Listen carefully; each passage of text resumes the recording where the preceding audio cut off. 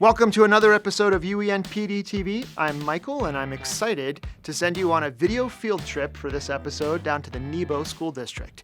You're going to get to meet Corey Little and Tracy Paulson, two amazing educators who are using Open Educational Resources, or OER, with their science teachers. By using these resources, they've been able to free up some money that they normally would have spent on textbooks and put it into Chromebooks instead. Take a look at this little video field trip and see all the amazing things they're doing.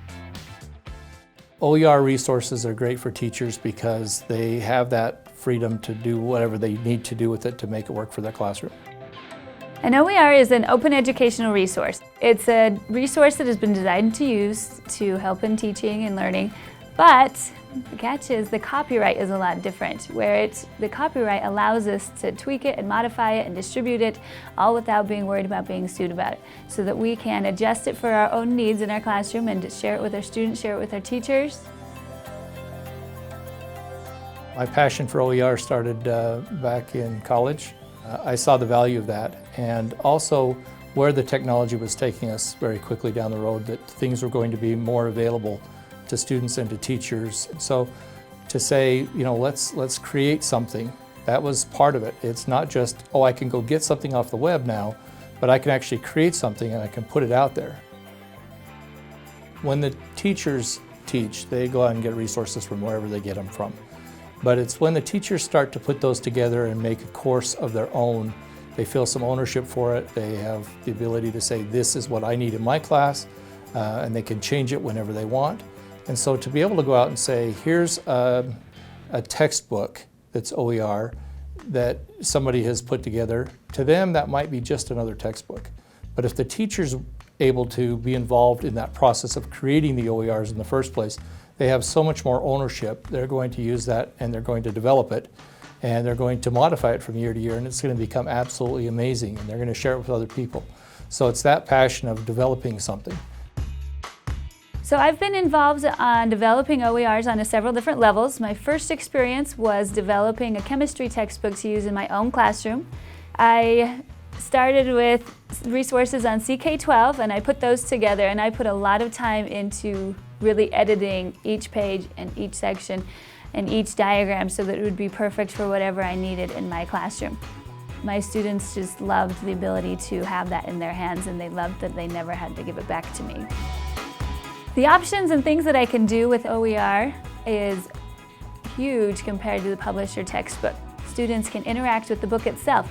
So if you want them to respond to a passage of text, they can highlight the passage of text they found interesting, and then they can write their response or their reaction to it in the margin.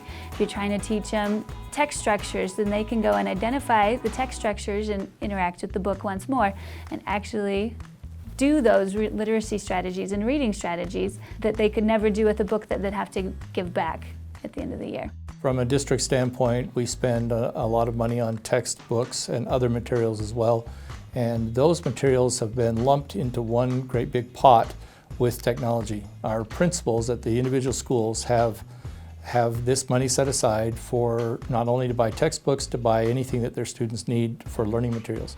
And so if we are not spending money on a textbook, that money can go towards, say, Chromebooks, which we want in the hands of our students anyway.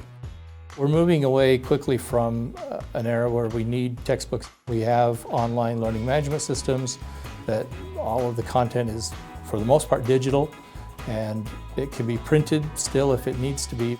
So moving from resources that cost money that we have to pay for every 7 or 8 years to something that we can put in and say, we need to change this year.